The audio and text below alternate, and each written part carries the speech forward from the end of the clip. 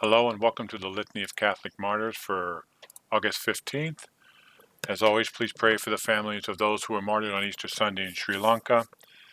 I do this ministry, this mission, in order to make sure that all Catholics who want to know about the martyrs, those who have sacrificed their lives for the Church, out of love for the Church and a perfection in building the Church. I believe that there's a lot of avoidance of this particular subject, and I think that because of that, I think there's a lot of things that cause problems in the Church. So I do this so that we remember the martyrs, use them as an example, whether it be a red or a white martyr, whether it be a blood martyr, or one that's being marginalized or ridiculed because we're Catholic. And always remember that it is our job as Catholics to be defenders of the faith.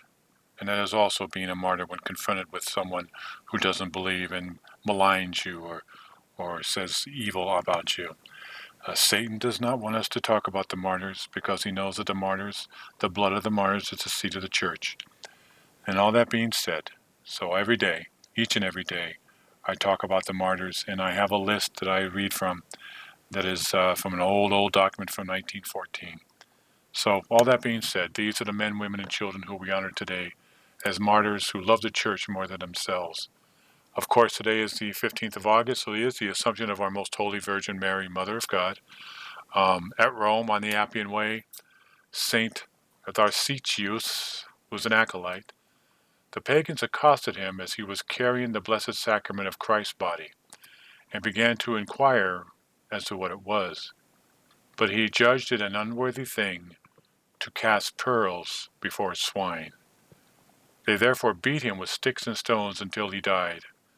The sacrilegious searchers examined his body, but found no vestige of the sacrament of Christ, either in his hands or in his clothes.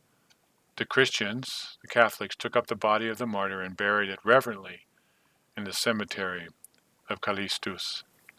At Tagasta in Africa, St. Alypius, bishop, who was a disciple of Blessed St. Augustine, and the companion of his conversion, his colleague in the pastoral charge, his valiant fellow soldier in combating heretics, and finally, his partner in the glory of heaven.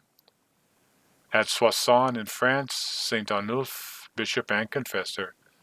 At Alba in Hungary, St. Stephen, king of the Hungarians, whose feast is celebrated on the 2nd of September. And finally at Rome, Saint Stanislaus Kostka, a native of Poland, confessor of the Society of Jesus, who being made perfect in a short space, fulfilled a long time by the angelical innocence of his life. He was inscribed on the list of the saints by the sovereign pontiff, Pope Benedict XIII. These are the men and women and children we honor today. Please remember them as you go through your day. Honor them in your prayers and ask them to pray for you. God bless each and every one of you for listening today.